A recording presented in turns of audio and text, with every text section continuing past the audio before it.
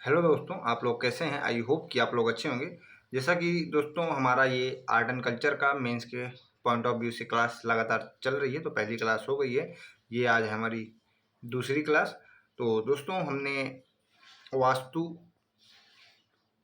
कला इसके बारे में हम देख रहे थे। तो हमने कहाँ तक देख लिया था उसके बारे में हम एक बार देख ले रहे। तो दोस्तों ये हमारा ये जो साउथ का चालू था, तो पल्लव हो गया था पूरा, ठीक, ये पूरा जितना था। उसके बाद हम देखेंगे चोलकालीन स्थापत्य, ठीक। ये हमारा सीरीज जो चल रही थी मंदिर स्थापत्य की थी, जिसमें हमने नागर देख लिया, नागर शैली में जो मंदिर थे। उसके बाद हमारा ये दूसरा था द्रविड़ शैली। इसके अंतर्गत हमने किसको देखा? पल्लव को देख लिया। अब हमारा है चोल, ठीक दोस्तों। चलिए शुरू करते हैं। चोलकालीन स्थापत्य, द्रविड़ शैली इसकी विकसित हुई। विशेषताएं शुरुआत में हमने जो देख ली है, तो उसको मैंने एक बार जो लिखा है, तो हमने शुरुआत में जो विशेषताएं थी क्या क्या बोलते हैं हमने देख लिया था। इसमें देखते हैं इसमें क्या क्या चेंज आया। ईंटों की जगह पत्थर और शिलाओं का उपयोग होने लगा। उन्होंने देवों के समान कल्पना की और जौहरी के समान उसे पूरा किया। मतलब पत्थर को काट काट के जो चोलकालीन है उसमें क्या बनाए गए? मंदिर का निर्माण हुआ। जैसे इसमें जो स्टेज नंबर 1 है, इसमें विजयालय और उत्तम चोल का जो शासन काल है उसमें माना जाता है, जिसमें कौन कौन से मंदिर बने? तुरु कट्टरलई का सुंदरेश्वर मंदिर, ठीक, और फिर कन्नूर का बाल सुब्रह्मण्य मंदिर, और फिर तीसरा है नरट माले, ठीक, का क्या है? विजयालय मंदिर। फिर है कुंभ कोणम, ठीक, कुंभ कोणम का नागेश्वर मंदिर। तो ये स्टेज 1 में चोलकालीन में ये इतने बने थे, पहला, दूसरा, तीसरा, चौथा, ठीक दोस्तों। उसके बाद आते हैं हम इसमें दूसरे स्टेज में, जिसको हम महान चोल के नाम से जानते हैं। इसमें तंजौर का बृहदेश्वर मंदिर जो बना है, जिसको हम राजराजेश्वर मंदिर के नाम से जानते हैं, ये किसके लिए प्रसिद्ध है? शिव मंदिर के लिए प्रसिद्ध है। इसको किसने बनवाया था? राजवन ने बनवाया था, ठीक। इसमें बुद्ध की जो मूर्ति भी इसमें क्या है? स्थापित की गई है। जो इसका है ऊपर का मंदिर के ऊपर जो ऐसे बनते शिखर विमान, वो कितने हैं? अष्ट आकृति के लिए जाना जाता है, ठीक दोस्तों। इसके बाद सेकंड स्टेज में ही एक दूसरा मंदिर आता है, शिव मंदिर। ये भी है गंगईकोंड चोलपुरम, गंगईकोंड चोलपुरम। इसको राजेंद्र वन ने बनवाया था। और ये कौन सी नदी के किनारे है? कावेरी के किनारे, ठीक। आप इसमें एक बार आप रुकिए, हाँ, आप इसको नोट करके भी लिख सकते हैं। चोल मंदिरों में मूर्तियों पर विशेष महत्व दिया गया था। जैसे एग्जाम्पल में आप नटराज की जो मूर्ति देखते हैं, ये अभी दिल्ली में भारत मंडपम में है, स्थित है, ठीक। जो ये चोलकालीन में है, ऐसे था पूरा, मतलब साउथ में जो। तो इसमें चोल साम्राज्य में कौन कौन से? कांचीपुरम, गंगईकोंड चोलपुरम, तंजावर, मदुरई, बेंगी, ये सारा चीज़ था, ठीक। उसके बाद आते हैं विजयनगर साम्राज्य की जो स्थापत्य कला है उसको देखते हैं। विजयनगर, इसे मैप में देखते हैं तो ये रहा विजयनगर साम्राज्य। उसकी राजधानी रही हम्पी, ठीक। उसके ऊपर था वारंगल, उसके साइड में था मतलब ऊपर नॉर्थ साइड में पहमनी, और उसके ऊपर कौन सा? दिल्ली सल्तनत, जिसे मतलब खानदेश, और फिर उसके ऊपर ठीक, दिल्ली सल्तनत। अब ये भी, अब जिसको हमने देखा द्रविड़ शैली में क्या क्या देख लिया? पल्लव देख लिया, चोल देख लिया। अब ये हमारा है विजयनगर, ठीक। अब हम इसमें देखते हैं, तो हम एक बार जो ऊपर देखें उसको हम एक बार और देखे ले रहे हैं, शायद आप भूल ना गए हो। जो पल्लव था, वो जो इसकी स्थापत्य की जो हुई थी साउथ में, तो उसका आरंभ कहाँ से माना जाता था? पल्लव से माना जाता था। चोल किस लिए जाना जाता था? विमान और गोपुरम इसकी जो विशेषता है वो सबसे ज़्यादा इसमें देखी गई, चोल इसलिए जाना जाता है। फिर आता है विजयनगर साम्राज्य, ये किसके लिए सबसे ज़्यादा जाना जाता था? अलंकृत स्तंभ, ठीक, उनको जो स्तंभ उनमें बारीकी से सजावट जो की जाती थी उसके लिए जाना जाता था। गोपुरम को इसमें क्या बोलते थे? राय गोपुरम के नाम से जानते थे। किसमें? विजयनगर साम्राज्य में। साथ में एक चीज ये थी, विजयनगर साम्राज्य में मंदिर सामाजिक और आर्थिक जीवन का क्या हो गया था? एक चिन्ह के रूप में, मतलब उसको देखा जाता था सामाजिक आर्थिक जीवन के प्रतीक के रूप में, ठीक। इसके अलावा भी जो विजयनगर साम्राज्य में अन्य विशेषताएं थी, कल्याण मंडपम, जैसे एक मंदिर तो रहेगा, पहले एक मंदिर पर मंदिर के अतिरिक्त तो छोटे छोटे मंडप होंगे, जिनमें एक है जैसे कल्याण मंडपम। आमतौर पे ये मंदिर के आंगन के जो बाईं ओर होता था, ठीक। एक विशाल जो इसको क्या बोलते हैं, इसमें एक सभा भवन होती थी। देवता के विवाह समारोह का त्यौहार भी इसमें मनाया जाता था, ठीक। कल्याण मंडपम की शुरुआत कहाँ से हुई? विजयनगर साम्राज्य से। जो साउथ के मंदिर है वो वहाँ से मानी जाती है। फिर अम्मान मंदिर, यहाँ का एग्जाम्पल जैसे देखते हैं तो देवी को ये है मंदिर पूरी तरह से समर्पित। इसके मेन मंदिर के अतिरिक्त भी इसके छोटे छोटे मंदिर हैं। देवता के विवाह समारोह और त्यौहार के लिए ये जाना जाता है मंदिर, ठीक। अम्मान मंदिर जो होता है, जो मतलब एक साइड में बनता है। अब इसमें क्या, जो विजयनगर साम्राज्य में कौन कौन से मंदिर बने? विट्ठल स्वामी मंदिर, जिसको किसने बनवाया था? कृष्ण देव राय, ठीक। फिर है लोटस महल। फिर विरूपाक्ष मंदिर जो हम्पी में है, किसके लिए प्रसिद्ध है? भित्ति जो है चित्र, उसके लिए ये विरूपाक्ष मंदिर सबसे ज्यादा प्रसिद्ध है, ठीक।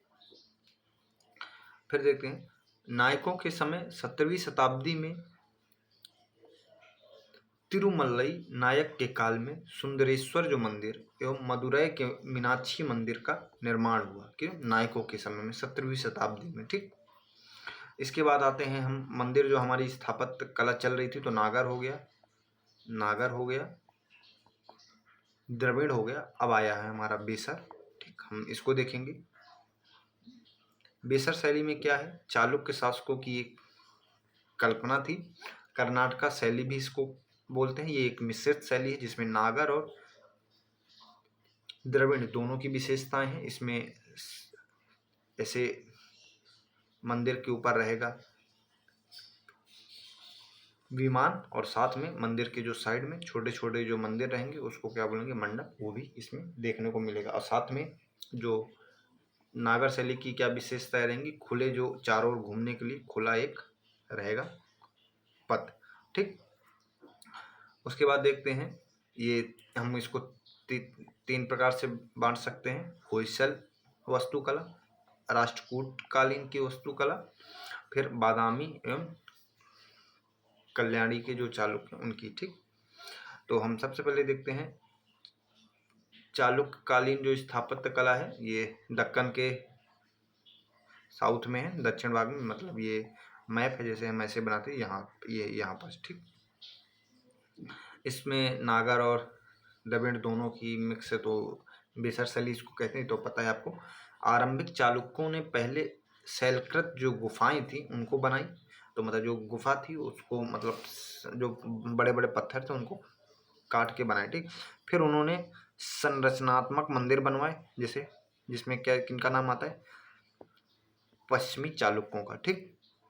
उसके बाद दोस्तों देखते हैं अनेक शैलियों का संस्करण और समावेशन चालुक्य कालीन भवनों की विशेषताएं हैं, ठीक। जैसे एग्जाम्पल के लिए पट्टडकल में स्थित जो कौन सा मंदिर है? विरूपाक्ष मंदिर है। विशुद्ध रूप से ये किससे बना है? दक्षिण शैली से बना है, ठीक। दूसरा एग्जाम्पल है पापनाथ मंदिर, ठीक। उसके बाद ये उत्तर भारतीय शैली के रूप में बना है। साथ में इसका जो मंदिर है किसके लिए प्रसिद्ध है? शिव मंदिर के लिए, शिव भगवान के लिए, ठीक। इसके अलावा चालुक्यकालीन में क्या बना? ऐहोल की जो गुफाएं, उनमें 70 से भी ज्यादा मंदिर थे। रवि कीर्ति मैगुती जैन मंदिर, ठीक, रवि कीर्ति जो थी उसमें मैगुती जैन मंदिर वो कहाँ, एहोल में है। लाड़खा सूर्य मंदिर हो गया, ठीक, यहाँ। और एक दुर्गा मंदिर है जिसका शिखर है, तो ये शिखर किसके जैसे है, नागर शैली जैसे है, ठीक। उसके बाद देखते हैं बादामी के चालुक्यों की कला की शुरुआत एहोल से मानी जाती है, जबकि चरमोत्कर्ष बादामी और पट्टडकल, ठीक, पट्टडकल में दिखता है। बादामी में 4 गुफाएं हैं, कितनी हैं, 4 गुफाएं, शिव, विष्णु, जैन, तीर्थकर और पार्श्वनाथ। इनके लिए तो 1 2 3 4, ठीक दोस्तों। उसके बाद हम देखते हैं होयसल की जो वास्तुकला है उसको देखते हैं। ये है 11वीं से 14वीं शताब्दी, दक्षिण कर्नाटका में ये स्थित है। और किसके बिहार पे बनी, बेसर शैली में। इसमें तारकी योजना है, ऐसे मतलब मंदिर की योजना ऐसी है, ठीक, तारकी योजना पर आधारित है। ये मंदिर सिलखड़ी से बने हैं, ठीक, इसलिए इसमें कलाकार अपनी मूर्तियों को बारीकी से उकेर सकते हैं। किससे बनी, सिलखड़ी से, ठीक। एक केंद्रीय स्तंभ वाले हॉल के चारों ओर समूह में कई मंदिर शामिल होते हैं। एक जैसे केंद्रीय है, यहाँ मंदिर है, इसके चारों ओर और ज्यादा मंदिर होंगे, ठीक। आगे देखते हैं, यह संपूर्ण संरचना एक जटिल डिजाइन के तौर पे आकार में होती है, ठीक। इन मंदिरों का निर्माण सोपस्टोन, ग्रेनाइट, शिष्ट पत्थर एवं लकड़ी जैसे पदार्थों का उपयोग करके किया जाता है, ठीक दोस्तों। आगे देखते हैं, इसमें अगला पॉइंट क्या है, मंदिरों का आधार तारे के आकार का है। इसमें एक खुला मंडप होता है जो एक परिसर की दीवार से घिरा हुआ होता है, तथा परिसर की दीवार के भीतर कई छोटे मंदिर होते हैं, लघु मंदिर, ठीक। जैसे जो रहेगी दीवार उसके अंदर राजघरानों, ऋषियों, जो डांसर होंगी, नृत्यकरी और कामसूत्र, इनकी क्या बनी रहेगी, आकृति उसमें रहेगी, ठीक। जो दीवार रहेगी किसकी, होयसल साम्राज्य के जो मतलब मंदिर बनेंगे वास्तुकला में, उसमें राजघराना के, ऋषियों की, डांसर, कामसूत्र, ये सारी चीजें, ठीक। इसके जो शिखर क्या है, भूमिजा शैली में इसके शिखर है, किसके, भूमिजा शैली, ठीक, याद रखना। इसमें नोट में क्या है, जो पवित्र होयसल जो मंदिर है यूनेस्को की WHS साइड में, मतलब वर्ल्ड हेरिटेज साइट में इसका नाम आ गया है, ठीक। तो इसमें कौन कौन से मंदिर हैं तो उसको देख लेते हैं। जैसे इसमें है होयसल होयलेश्वर मंदिर, शिव को समर्पित है, किसके रूप में है, नटराज के रूप में। फिर है हलेबीड मंदिर, ये मतलब होयसल मंदिर पहला हो गया, फिर एक है चिन्ना केशव मंदिर, फिर तीसरा केशव मंदिर, फिर इसके अंदर ये जो छोटे छोटे मंदिर है, ठीक, ये किसको समर्पित है, शिव को समर्पित है, नट किसके रूप में, नटराज के रूप में, ठीक। जिसे हम मैप में यहाँ देखते हैं, ये हमारा होयसल साम्राज्य है, तो इसमें साउथ में क्या है, चिन्ना केशव मंदिर, ऊपर उसके ऊपर क्या, होयसलेश्वर मंदिर, फिर उसके जो साइड में क्या है, केशव मंदिर, ठीक। केशव मंदिर किसको समर्पित है, भगवान विष्णु, ठीक। ये जो चिन्ना केशव मंदिर किसको है, ये भी विष्णु को है, ठीक। ये जैसे मंदिर की आकृति देखेंगे, यहाँ मेन मंदिर बीच में, ये छोटे छोटे मंदिर मंडप, ये किसी तार की योजना बनी है, ठीक। कौन सा मंदिर है, केशव मंदिर, ठीक। उसके बाद देखते हैं राष्ट्रकूट कालीन जो स्थापत्य उसको देखेंगे। दक्कन की स्थापत्य में योगदान इनका है बहुत ज़्यादा। जैसे महाराष्ट्र में एलोरा, औरंगाबाद की जो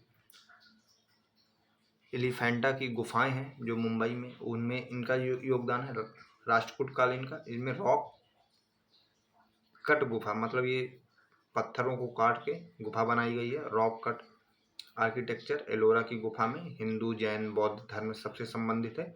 इसको विश्व धरोहर स्थल के रूप में भी इसको घोषित किया गया है, ठीक। फिर उसके बाद है कैलाश जो गुफा मंदिर है, साउथ की शैली में, द्रविड़ शैली, इसको बनवाए थे कृष्ण वन प्रथम ने बनवाया था। मूर्तियों के साथ इसकी वास्तुशिल्प मिलती है, ठीक। उसके बाद आता है एलिफेंटा, ये हिंदू शिव और शेष जो बौद्ध धर्म है उनके लिए अपना ये थी गुफा बनाई गई। इसमें शिव के कितने रूपों को दिखाया गया? 3 रूपों को एक साथ दिखाया गया है। धारापुरी पुर्तगाली ने इसे, जो गुफा है इसको पुर्तगालियों ने क्या कहा? धारापुरी, ठीक। उसके बाद आता है नवलिंग मंदिर, ठीक, नवलिंग मंदिर। और फिर उसके बाद आता है अगला राष्ट्रकूट मंदिर की जो जटिल नक्काशी, विस्तृत मूर्तियाँ और भव्य संरचनात्मक जो होता है डिजाइन, उसके लिए ये जाना जाता है। तो अभी तक हमने जो जो देखा हम उसको एक बार पूरा मैं आपको, जो हमने वीडियो में देखा था अगली वाली वीडियो में, उसको भी मैं आपको दिखाई दे रहा हूँ। 1 मिनट रुकिए, थोड़ा सा 1 मिनट रुकिएगा। जैसे हमारा था, हमने, रुकिएगा दोस्तों, बस आ गए। वास्तुकला के रूप में दोस्तों हम देख रहे थे, तो ये रहा हमारा, हमने क्या देख रहे थे? मंदिर स्थापत्य कला के बारे में देख रहे थे। तो मंदिर जो पहले हिंदू मंदिर थे उनमें क्या क्या चीज़ें होती हैं उनके बारे में देखा। फिर आगे हम इनके बारे में देखा, नागर, द्रविड़, बेसर। हमारी जो पहली वीडियो उसमें नागर आपको कंप्लीट मिल जाएगा पूरा, ठीक, नागर। उसके बाद फिर हमने अभी देखा द्रविड़ शैली और बेसर शैली, तो ठीक। तो आप अगली हमारी जो पिछली वीडियो आप उसमें जाके इसको देख सकते हैं। तो इसके जितने रूप हैं, खजुराहो, सोलंकी, चंदेल, इसके जितने रूप हैं नागर के, पंचायतन शैली, इसको कंप्लीट किया। उसके बाद आए हम साउथ वाले में, इसके जो मेन जो शब्द थे, कीवर्ड थे, उनको देखा इसमें क्या क्या होता है। फिर उसके बाद हम इसके भाग, इसे पल्लव, चोल, राष्ट्र, ठीक, इनको देखे। फिर उसके बाद हम आए वेसर शैली। वेसर शैली में फिर हमने सारा चीज़ देखा, राष्ट्रकूट, बादामी, होयसल, ये जो सारी चीज़ें थी उनको हमने देखा, ठीक। अब हमारा है जो वास्तु कला, तो हम अब वास्तुकला में दोस्तों आगे देखेंगे इंडो इस्लामिक। अभी तक हम जो देख रहे थे, तो वास्तुकला में हमने सिंधु देख लिया, ठीक, मौर्य देख लिया, ये सारा चीज़ देखा। अब हम क्या देखेंगे? इंडो इस्लामिक स्थापत्य कला, ठीक। तो हम इसको देखते हैं, इंडो इस्लामिक स्थापत्य कला। इसमें क्या क्या चीज़ें होती हैं? ये भारतीय शैली और फारसी शैली, भारतीय और फारसी इन दोनों का संगम है, इसी को इंडो इस्लामिक स्थापत्य कला बोलते हैं। सहतीरी जो शिल्प कला है और मेहराबी जो गुंबद वाली कला है, इन दोनों का एक सुंदर वो हुआ है, ठीक, इसमें मिला दिया गया है, समन्वय हुआ है। प्राणियों के चित्रण की मान्यता नहीं, इस्लाम में अंततः अलंकरण में फूल, ज्यामिति के जो प्रतीक हैं का प्रयोग किया जाता है। इसके तहत कमल, स्वास्तिक, कलश, कुरान की जो आयतें और घंटियों का प्रयोग होता है। मतलब इसमें प्राणियों के जो हम चित्र बनाते उसकी मान्यता है नहीं थी, ठीक, इंडो इस्लामिक में। इसमें किसका प्रयोग किया जाता था? फूल, पत्ती, ज्यामिति के जो आकार है, कमल, स्वास्तिक, कलश, कुरान की आयतें, घंटियों का प्रयोग, ऐसे आप देखेंगे तो उसमें लिखा रहेगा, ठीक। फिर उसमें देखा अलंकरण के लिए अरेबिक्स विधि, जैसे ऐसे हम एक दीवार रहेगी उसमें जो ऐसे फूल ऐसे रहेंगे ना, ऐसे ये बने रहेंगे ऐसा, तो उसको हम बोलेंगे क्या? अरबेस्क विधि, ठीक। ये ज्यामिति वनस्पति के रूप में हम इसको बोलते हैं। ये सीधा खड़ा रहता है, स्वतंत्र तना, और इस जो सजावट के लिए हम जिसका उपयोग करते हैं उसको, ठीक। भवनों में जाली का जटिल काम होता है, इसको इस्लाम धर्म में प्रकाश का महत्व समझा। आप कहीं भी देखेंगे तो आपको ऐसे ऐसे जाली के रूप में आपको देखेंगे, ठीक। कहीं भी आप किसी भी मकबरे, किले वहां जाएंगे तो आपको ये मिल जाएगा, ठीक। उसके बाद अलंकरण के लिए धार्मिक और धर्मनिरपेक्ष जो तत्वों का उपयोग किया जाएगा, और साथ में आपको मीनारों का उपयोग मिलेगा। आपको मीनार खड़ी आवक देखने को मिलेगी, जो भी बनेगा उसमें मीनारें आपको खड़ी मिलेंगी, ठीक। फिर उसके बाद गारे का उपयोग होता है जोड़ने के लिए, उसमें कौन कौन से है? जैसे स्फटिक, बलुआ पत्थर, पीला पत्थर, संगमरमर जैसे पत्थरों का उपयोग किया जाता है। आंगन में फूलों, फव्वारों एवं छोटी जो नालियों के रूप में निर्माण करके जो परिसर बनाया जाता है, ठीक। अब फिर उसमें बागों की क्या अपनाई जाती, 4 बाग शैली की, मतलब एक यहाँ बाग, एक यहाँ, एक यहाँ, एक यहाँ, तो ऐसे मतलब इसको क्या बोलेंगे, 4 बाग शैली, ठीक दोस्तों। उसके बाद देखते हैं पित्रा-दूरा तकनीक। जो वास्तुकला में पत्थर होते हैं की दीवारों में कीमती जो पत्थरों और सोने चांदी जो होते हैं, हीरे जवाहर रत्नों, उनको जोड़ने के लिए इसका इस्तेमाल किसमें, इंडो इस्लामिक में किया जाता है, किसका, पित्रा-दूरा तकनीक। फिर अग्र दर्शक जो तकनीक है, शिलालेख दूर होते हुए भी आपको कैसे नजर आ सकेंगे, पास में, तो ये भी किसमें देखती है, इंडो इस्लामिक में, ठीक। तो दोस्तों इसको मैं मतलब ये जो समझा रहा हूँ ना, इसको मतलब सिर्फ मैं आपको एक बार समझाए दे रहा हूँ, मतलब ऐसे क्या चीज़ें होती हैं, तो आपको बस याद करना है इंडो इस्लामिक में क्या क्या चीज़ होती है, ये किसका मिश्रण होता है, इसमें किन का उपयोग होता है, ठीक। आपको आंसर में सिर्फ इन्हीं को लिखना, ज़्यादा और कुछ नहीं लिखना, मतलब जाली का प्रयोग होता है, ठीक, ऐसे मतलब जो फूलों का प्रयोग होता है, ये सारा चीज़, मतलब जो मीनारों का उपयोग जोड़ने के लिए किन का उपयोग, 4 बाग शैली अपनाई जाती है, ये सारा चीज़ आपको लिखना, ठीक। जो फिर देखते हैं इंडो इस्लामिक कला में जो बने हैं दुर्ग, किला, उनके बारे में देखेंगे। ऊंची मोटी प्राचीन फसीलों व बुर्जों के साथ विशाल जो बने हैं किले, दुर्ग, उनको मध्यकालीन में बोलते हैं। इसको अभेद किले, मतलब इनको भेदा नहीं जा सकता, ऐसे किले बने, जैसे दौलताबाद का, गोलकुंडा का, चित्तौड़ का, पहाड़ों का, ठीक। ऐसे जो हैं इनको भेदा नहीं जा सकता था, इनको कोई जीतना बहुत मुश्किल होता था, ठीक। उसके बाद है पहाड़ों की जो ऊंचाई है, उसके उसके बारे में, जैसे गोलकुंडा में घेरे बने हैं, कैसे, एक जैसे मेन किला है, इसके चारों ओर एक दीवार, फिर एक दीवार, फिर एक दीवार, ऐसे बना है गोलकुंडा का, ठीक।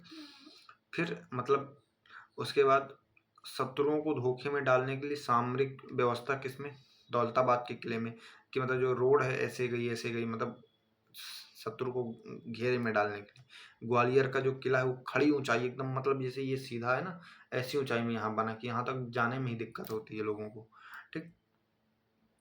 उसके बाद किले के बाद क्या आता है, मीनारे। इनका उपयोग नमाज, जो इबादत के लिए प्रयोग किया जाता है, साथ में इसका जो ऊंचाई शक्ति के प्रतीक के रूप में भी जाना जाता है, ठीक। जैसे कुतुब मीनार हो गया, चांद मीनार हो गया, ठीक। फिर आता है मकबरे। इसमें शासकों और शाही जो परिवार के लोग हैं उनकी जो, जब वो ख़त्म हो जाते थे तो उनकी जो शरीर को यहाँ दफनाया जाता था और उसके ऊपर मकबरे बनाए जाते थे। ये मध्यकालीन में सबसे ज़्यादा लोकप्रिय होता था, ठीक। जैसे दिल्ली में है गयासुद्दीन तुगलक, आगरा में है अकबर का, ठीक, ऐसे जो है मकबरे। फिर उसके बाद जो बनाए जाते थे सराय, ये किसका, इनका जो प्रयोजन होता था भारतीय और जो विदेशी यात्री, तीर्थयात्री, सौदागर, व्यापारियों के लिए कुछ समय के लिए ठहरने के लिए इनकी व्यवस्था की जाती, जैसे मतलब इसको आज के ज़माने का होटल समझिए, ठीक। तो आपको ये सारा चीज़ हो गया, ये हमारा था इस्लामिक जो हमारा वास्तुकला था उसके बारे में था। अब आते हैं हम आधुनिक वास्तुकला में। आधुनिक जो वास्तुकला है उसमें हम देखेंगे पुर्तगाली का प्रभाव था, तो वास्तुकला की आइबेरियन जो शैली थी वो किसके ऊपर थी, पुर्तगालियों की शैली थी। आरंभ में व्यापारिक ठिकानों और गोदामों का जो निर्माण हुआ था, ये आगे चल के समुद्र जो है हमारी तट, उसके साथ साथ हुआ था। फिर उसको किसके रूप में आ गए थे, नगरों के रूप में रूपांतरित हो गए। मतलब जो ये पुर्तगाली शैली जो है, क्या, आइबेरियन शैली, इसमें क्या होता है कि हम पहले प्रारंभ में समुद्र के किनारे थे, उसमें क्या था, उसमें हमने यहाँ कोई गोदाम बनाया, ठिकाने, व्यापारिक ठिकाने, वही धीरे धीरे क्या बन गए, फिर एक बड़े नगर के रूप में विकसित हो गए, ठीक। उसके बाद देखते हैं बैरोक शैली। ये यूरोप में जैसे होता है चर्च, उसकी जो शक्ति को व्यक्त करने के लिए इस शैली को अपनाया जाता है। जैसे हमारे भारत में गोवा में है सेंट कैथोडल, जो गोवा में है, स्वर्णिम घंटा है, तो इससे पता चलता है कि उनकी शक्ति क्या थी, ठीक। उसके बाद आता है फ्रांसीसियों का क्या हमारे वास्तुकला है उसमें इफेक्ट है। तो शहरी योजना की जो अवधारणा है ये कहाँ से मिली, फ्रांसीसी से मिली। कार्टेशियन जो है ग्रिड योजना मतलब ऐसे जो, ठीक। और साथ में वैज्ञानिक वास्तुकला का प्रयोग भी फ्रांसीसियों से मिला। बिना अलंकरण के जो हम घर बनाते हैं, कुछ भी बनाते हैं, बिल्डिंग बनाते हैं, उसका भी प्रयोग हमको फ्रांसीसियों ने सिखाया। तो इसमें हम एग्जाम्पल के रूप में क्या क्या लिख सकते हैं, जो पुडुचेरी का फ्रांसीसी भवन है और हार्ट जो है चर्च, उसके बारे में, ठीक। उसके बाद हम देखते हैं अंग्रेजों का क्या प्रभाव था। अंग्रेजों के साथ वास्तुकला की गोथिक शैली अपनाई गई। कौन सी अपनी शैली अपनाई गई, गोथिक शैली अपनाई गई। तो इसलिए हम इसको इंडो गोथिक शैली भी कहते हैं। जैसे इसमें देखेंगे विक्टोरियन शैली भी इसको एक बोलते हैं। भारती और फारसी और गोथिक शैली, इन तीनों का इसमें क्या रहता है, मिश्रण रहता है। निर्माण इनका बहुत ज़्यादा विशाल होता है, ठीक। इंडो इस्लामिक जो निर्माण कार्यों की अपेक्षा दीवारें इसमें कैसी होती हैं, पतली होती हैं, ठीक। और बाकी जो इंडो इस्लामिक शैली में ज़्यादा मोटी होती थी, ठीक। और साथ में मेहराब इनके कैसे होते थे, नुकीले होते थे। विशाल खिड़कियों का प्रयोग किया जाता था। इस्पात, लोहे, कंक्रीट का भी इसमें उपयोग हुआ है। जैसे उदाहरण के लिए कोलकाता में विक्टोरिया मेमोरियल और मुंबई में गेटवे ऑफ इंडिया, ठीक। उसके बाद देखते हैं शैलकृत जो स्थापत्य कला है उसको देखते हैं। शैलकृत स्थापत्य एक पुरातात्विक स्रोत सामग्री है जो प्रागैतिहासिक, ठीक, प्रागैतिहासिक काल से ही मिलने लगती है। उदाहरण के लिए जैसे हम भीमबेटका देखते हैं। शैलकृत स्थापत्य ऐसे कि जो पत्थर है उसमें हमने जो बनाई है कला, ठीक। पहाड़ को काट के जो गुफा निर्मित की गई वो अशोक के काल से स्टार्ट हो गई। मान लीजिए जैसे बराबर की पहाड़ियाँ हैं जो अजीवक संप्रदाय के लिए इसने की थी अशोक ने, ठीक। फिर आते हैं मौर्योत्तर काल में गुफा स्थापत्य को विकसित हुआ और उसमें चैत्य स्तूप बनाए गए, ठीक। जिसे चैत्य प्रार्थना के लिए, बिहार आवास के स्टेबल कार्ले का चैत्य हॉल, ठीक। अजंता की गुफाएं, ये सब किसके अंतर्गत आती हैं, शैलकृत वास्तुकला के रूप में, ठीक। कलिंग राजा खारवेल के समय में जो उदयगिरी पहाड़ियाँ थी उनमें रानी गुफा बनाई गई, ठीक। वो किसके लिए, जैन विहार के लिए। साथ में इसमें हाथी कुंभा अभिलेख भी मिलता है। गुप्त काल को भारतीय वास्तुकला का स्वर्णिम युग माना जाता था क्योंकि गुफाओं की दीवारों पर भित्ति जो चित्र का प्रयोग मिला, मूर्तियों का इसमें विकास मिला, ठीक। एग्जाम्पल के लिए औरंगाबाद में अजंता की जो गुफा में गुप्तकालीन चित्र ऐतिहासिकता और कलात्मकता दोनों की दृष्टि से महत्वपूर्ण है। इसको फ्रेंक्सो चित्रकारी का प्रयोग कहा जाता था, ठीक। उसके बाद उदयगिरी की बाघ गुफा जहाँ धर्मनिरपेक्ष चित्रों के लिए ये प्रसिद्ध है। एलोरा में राष्ट्रकूट द्वारा बनाया गया कैलाश मंदिर शैलकृत स्थापत्य का एक अन्य उदाहरण है, ठीक। उसके बाद इसमें है जैसे शैलकृत स्थापत्य में प्रारंभिक इतिहास, ठीक, कला जानकारी जो होता है। अन्य उदाहरण में बाघ की गुफा, जूनागढ़ की गुफा, नासिक की गुफाएं ऐसी, ठीक दोस्तों। तो ये सारा चीज़ है। तो और इसके अलावा जो हम दोस्तों शुरू में क्वेश्चन देखे थे, ये क्वेश्चन का एक आंसर मैं आपके लिए ऐसे लिख दिया था।